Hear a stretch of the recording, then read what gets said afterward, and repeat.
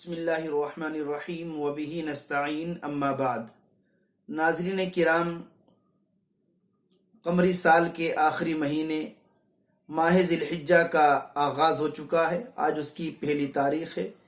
انشاءاللہ 21 جولائی بدھ کے روز 10 ذی الحجہ ہے اور عید الاضحیٰ بقرعید 21 جولائی بدھ کے روز ہے۔ اس موقع پر چونکہ شریعت مطہرہ نے تمام عاقل بالغ صاحب حیثیت مسلمانوں کو قربانی کرنے کا حکم دیا ہے، تو اس سلسلے میں کچھ ضروری مسائل آپ کے سامنے پیش کر رہا ہوں۔ پہلا مسئلہ یہ ہے کہ قربانی کے ایام اور دن کتنے ہیں؟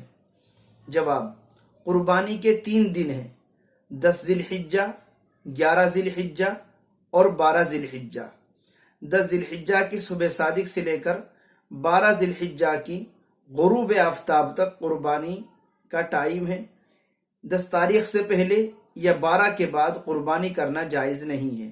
ان 3 دنوں میں کبھی بھی قربانی کی جا سکتی ہے، البتہ افضل ہے 10 تاریخ میں، اس کے بعد 11 میں، اس کے بعد 12 میں۔ لیکن جن شہروں میں، قصبوں میں، دیہاتوں میں عید کی نماز ہوتی ہے، وہاں پر قربانی عید کی نماز کے بعد ہی جائز ہوگی۔ عید کی نماز سے پہلے قربانی کرنا جائز نہیں ہوگا۔ البتہ جن چھوٹے دیہاتوں میں عید کی نماز نہیں ہوتی اور وہاں پر عید کی نماز کے شرائط نہیں پائے جاتے، وہ لوگ اگر صبح صادق کے فوراً بعد قربانی کر لیں، ان کی قربانی درست ہو جائے گی۔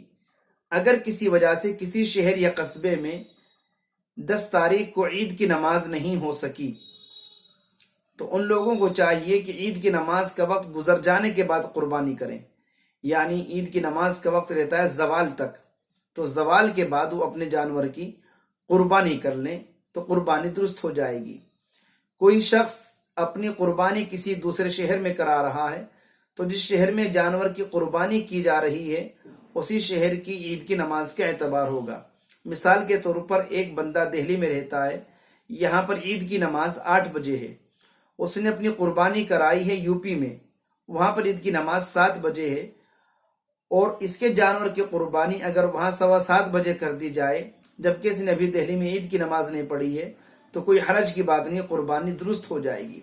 اسی طرح سستے داموں کی بنیاد پر کسی دوسری جگہ قربانی کرانا، کہ دہلی میں 5,000 روپے قیمت ہے حصے کی اور یو پی میں، بہار میں 3,000 میں حصہ مل رہا ہے، اس لیے کسی شخص نے کم قیمت کی بنیاد پر دوسرے شہر میں حصہ لے لیا، تو قربانی درست ہے، لیکن افضل اور بہتر مالی عبادات میں یہی ہے کہ اللہ کی رضا کے لیے جتنا خرچ کیا جائے اتنا ہی زیادہ بہتر ہے۔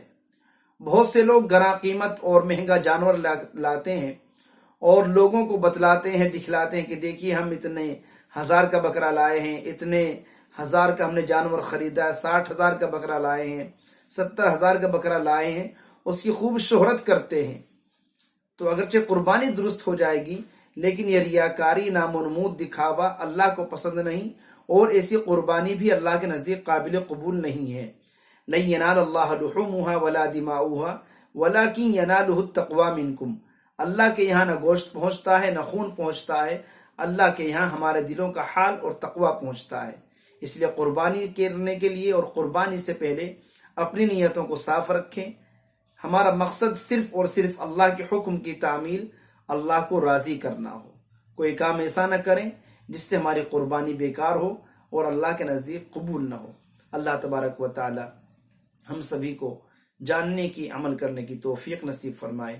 آمین۔ وما علینا الا البلاغ المبین۔